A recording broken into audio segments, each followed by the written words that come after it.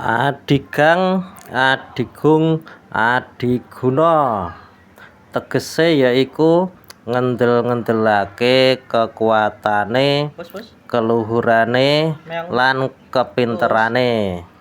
Adigang iku tegese ngendel-ngendelake kekuatane arupa derajat, pangkat utawa sugih. Menawa adigung ngendel-ngendelake keluhuran saka keturunane, rumangsa ningkrat karo wong biasa isa ngece. Adiguna nduweni teges ngendel-ngendelake kepinterane.